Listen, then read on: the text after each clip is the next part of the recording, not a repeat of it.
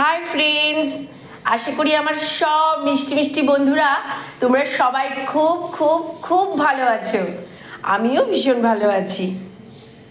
আমি তোমাদের সঙ্গে আজকে একটা রেসিপি শেয়ার করছি, আলুর দমের, কিন্তু একদম অন্যরকম টেস্টের, অন্যরকমভাবে তৈরি করা, কিন্তু খুব তাড়াতাড়ি হয়ে যাবে। যারা নতুন নতুন শিখছো তাদের জন্য তো ভীষণ ভালো। আমি এটা তোমাদের সাথে শেয়ার করছি। এটা রান্না করার জন্য সবার প্রথমে আমি আলু ভালো করে ধুয়ে নিয়েছি। ধুয়ে নিয়ে প্রেসারে একটু সিদ্ধ করে নিলাম। এমনভাবে সিদ্ধ করবে যাতে একদম গলেও না যায়, আবার খুব শক্তও না থাকে।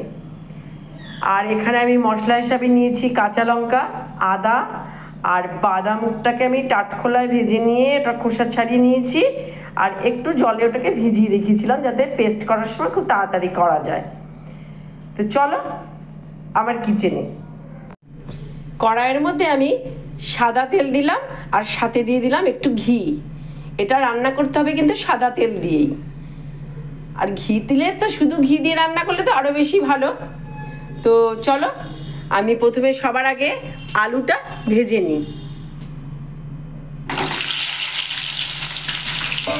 আলুর মধ্যে সামান্য একটু লবণ দেব আর খুবই সামান্য পরিমাণে হলুদ দেব।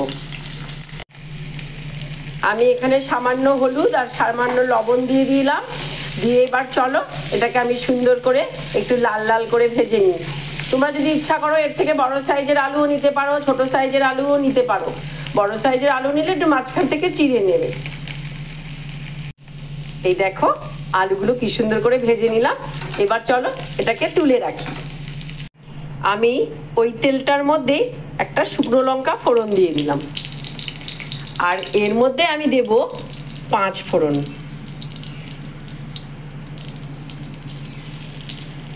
5 ফোড়ন থেকে সামান্য গন্ধ বেরোবে আর শুকনো লঙ্কাটা হালকা ভাজা হবে।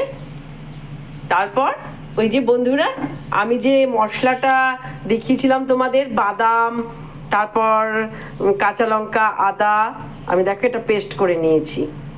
চলো এটার মধ্যে দিয়ে দেব।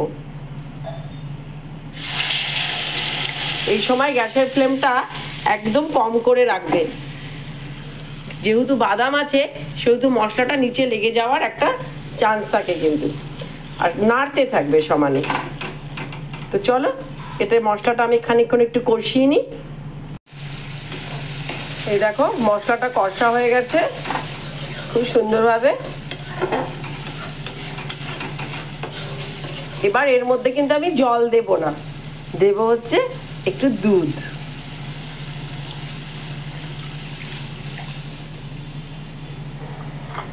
দুধটা যেই ফুটে উঠবে অমনি আমি ভেজে রাখা আলুগুলো এর মধ্যে দিয়ে দেব। এবার এর মধ্যে আমি আলুগুলো দিয়ে দিচ্ছি।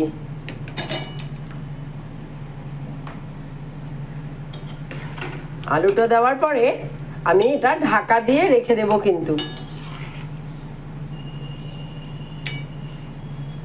আলু তো আমি আধা সিদ্ধই করে রেখেছিলাম, আর আধাটা সিদ্ধ হওয়ার ব্যাপার, তো বেশিক্ষণ লাগবে না, এটা 10 মিনিটের মধ্যে হয়ে যাবে। তো চলো এটাকে আমি একটুখানি ঢাকা দিয়ে দিই।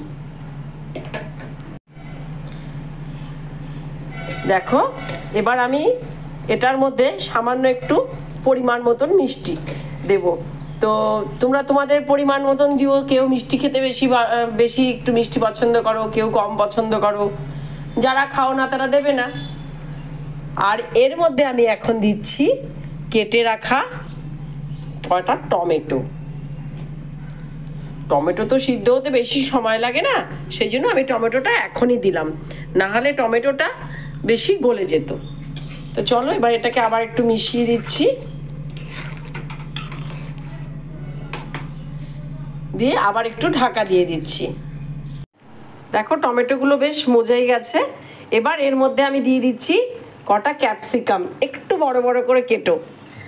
ক্যাপসিকাম দিয়ে কিন্তু আমরা বেশিক্ষণ ঢাকা দেবো না, সিদ্ধও করবো না বেশিক্ষণ, তাহলে ক্যাপসিকামের কালারটা না একটু ডিসকালার টাইপের হয়ে যায়। আর দিয়ে দেব কটা চিড়ে রাখা লঙ্কা।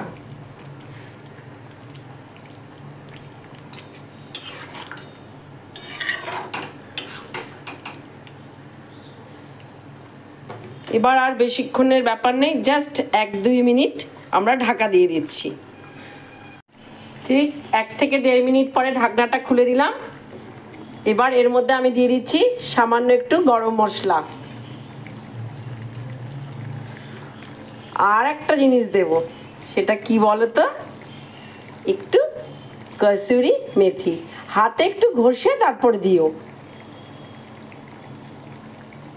আর দেব সামান্য একটু ঘি।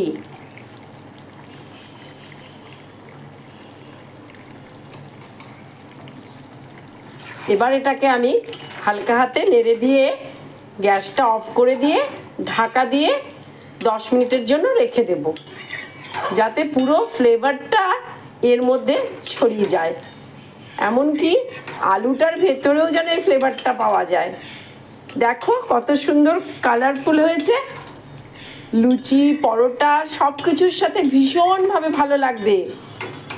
তোমরা একদিন বাড়িতে বানিও আর আমায় কমেন্টে জানিও বন্ধুরা কেমন লাগলো তোমাদের, ঠিক আছে? আর যারা এখনো আমার ইউটিউবের চ্যানেলটাকে সাবস্ক্রাইব করোনি তারা কিন্তু তাড়াতাড়ি করে সাবস্ক্রাইব করে নাও, আর বন্ধুদের সাথে শেয়ার করতে ভুলো না, ফেসবুকের সব বন্ধুদের বলছি। বন্ধুরা 10 মিনিট পরে দেখো পরিবেশন করার জন্য একদম রেডি। তো চলো এটা আমরা এবার গরম গরম সার্ভ করব, কিন্তু কিসের সাথে?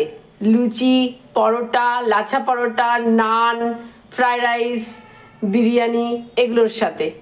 তো তোমাদের আমি কিন্তু একটা নিরামিষ দারুণ রেসিপি দেখিয়ে দিলাম।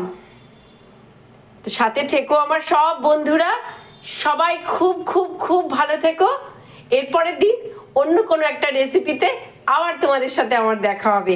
আজ তবে আসি, টাটা, সবাই খুব ভালো থেকো।